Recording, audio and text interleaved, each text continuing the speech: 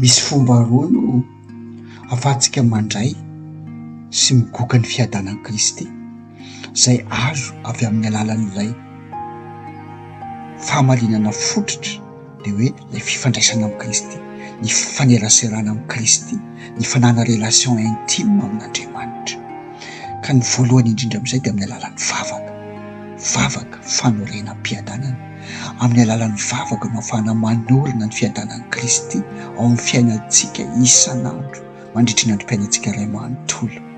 Vavaka izany ny lakile voalohany mitondra antsika ao amin'ny tena fiadanana, ary izay ny antsoina azy hoe vavaka fanorenam-piadanana. Hianatra manokana ny tena hoe pratikana vavaka fanorenam-piadanana isika amina endrika tena pratika, hoe ahoana ny ahafahantsika amin'ny alalan'ny vavaka fohy ataontsika isan'andro, pratika ataontsika isan'andro ahafahantsika migoaka ny fiadanan'i Kristy. Ny vavaka araka ny fahamaritana nataon'i Kristy azy ao amin'ny Matthieu 5:1-5, ao amin'ny Matthieu 5:1-5 Kristy no mamaritra ny antsoina hoe vavaka.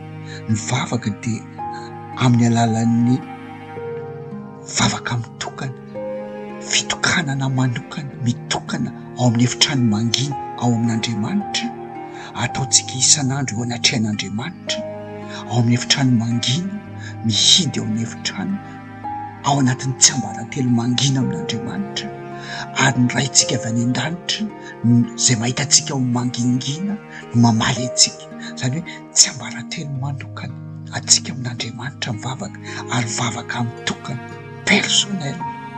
Ary io ny zavatra tena lehibe, tsy tokony hifangaro mihitsy le hoe any am-piangonana miara mivavaka na miangona miaraka mitera, fa tsy misy mahasolo ny Matthieu 5:1-5.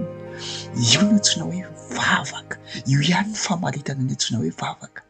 Mivavaka manokana, tsy maintsy personnel ny vavaka manokana ao amin'ny efitrano mangingina, tsy mila tabataba, tsy mila misehoseho etseo fa ianao sy ny tompo mangingina, ary tsy ambaratelo manokana amin'Andriamanitra mitokana.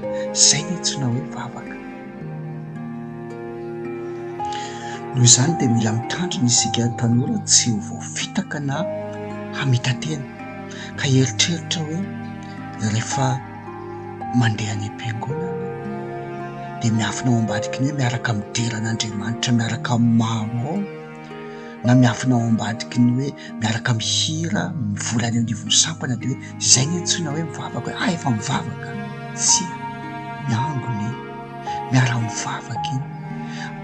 Iny ilay ambaran'i Jesosy aza manadiny ny fiaraha-mivavaka. Fa ny zavatra lehibe indrindra dia izao: Andriamanitra mitady ny zanany hiresaka amin'ny manokana, Andriamanitra mitady ny zanany hivavaka manokana aminy, hiresaka amin'ny manokana isan'andro. Io lay vavaka mitokana, ary io no mahatonga antsika hifankazatra amin'Andriamanitra tsy toa. Io ny ahafahantsika mifanerasera amin'ny raintsika ao an-danitra isan'andro, ary io tsisy mahasolo averiko indray mandeha.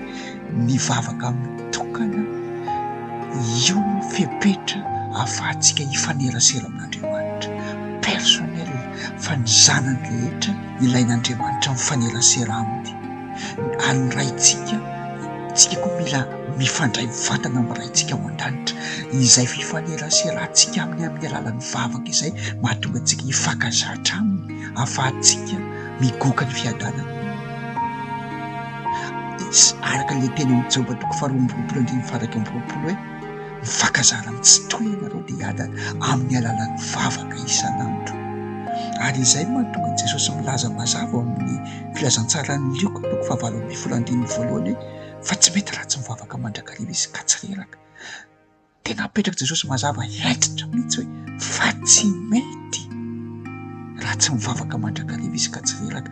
Tsy misy solution hafa, tsy mety le hoe mivavao anay mba hoento ambavaka azo atao izany, fa ny zavatra ilainy Jesosy dia personnel, ianao manokana.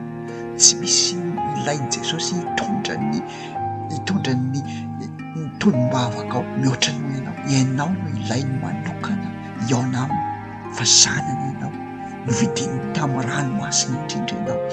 Ary izay no nidinany tety mitrehitra ny efitra lamba tao amin'ny tempoly mba hahafahanao mifandray amin'ny vatana. Ary izay ny ambaran'ny Paoly apôstôly hoe mivavaha kaza tsara.